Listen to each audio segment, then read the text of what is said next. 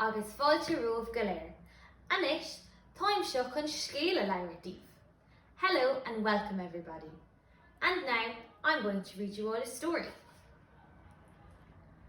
Faeiries by Szudrich. As luck would have it, I'm coming home from school and I see this bent old woman hammering a stake into the ground with a sign that says, "Free land to the first taker." So I race home to tell Daddy. See, he's always dreamt of growing daffodils and selling them at the markets. But with Mammy being sick all those years, he's always been home to care for her.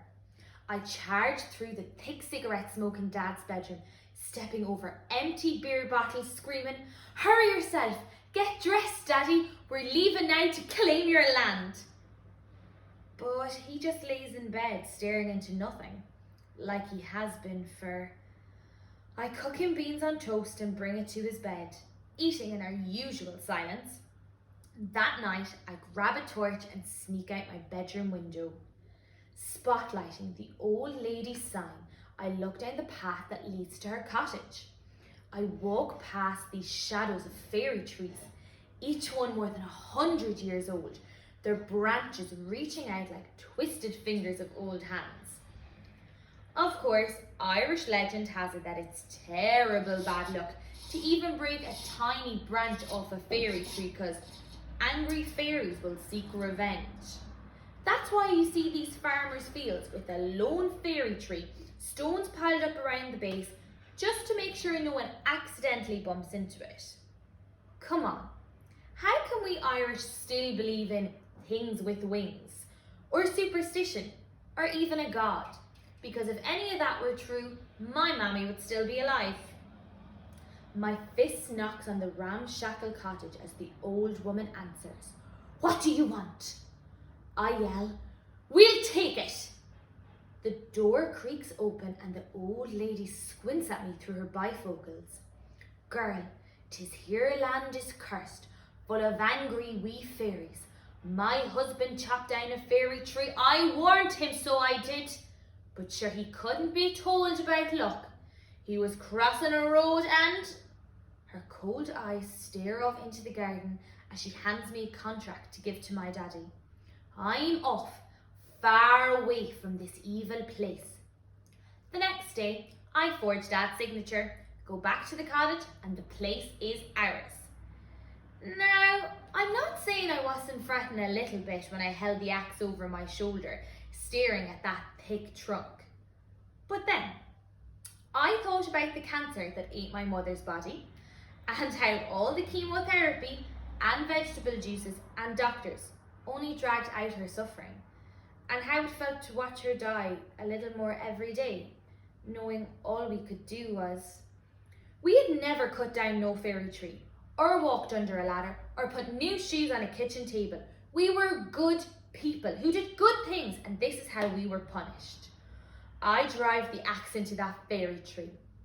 It barely pierces the bark, so I swing harder, driving that cold steel deep into the tree's belly.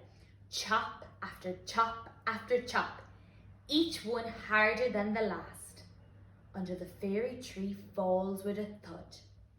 I barely have the strength to stagger home. But you know something? I didn't get to cross the road and get hit by a car. No little winged people attacked me in the middle of the night. So every day after school, I go back and chop down another fairy tree until all 24 lay dead.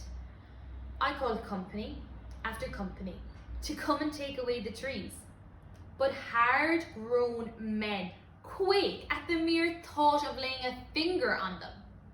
So I burn the lot and wait until the winter rain washes the fields from black to green.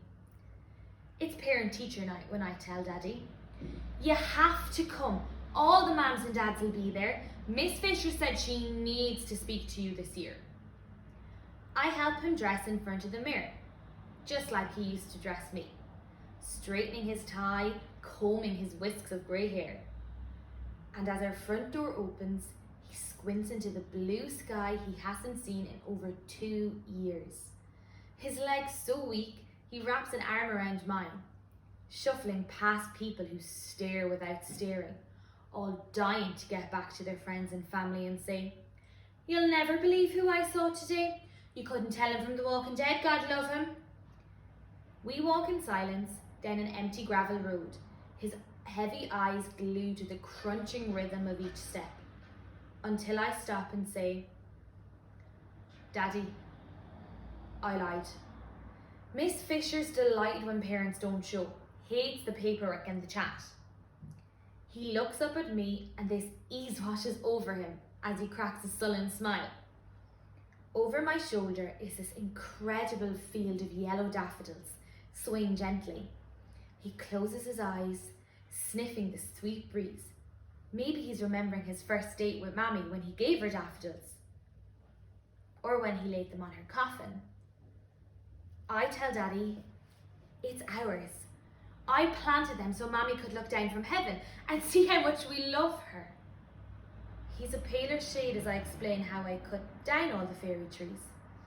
But I say, "It's okay. It's a dumb Irish myth. There's no such thing as bad luck. Nothing's happened to us, right?" With tears in his eyes, he lays a hand on my shoulder and says, "I once cut down a fairy tree on the spot where we built our house." The end. Slán.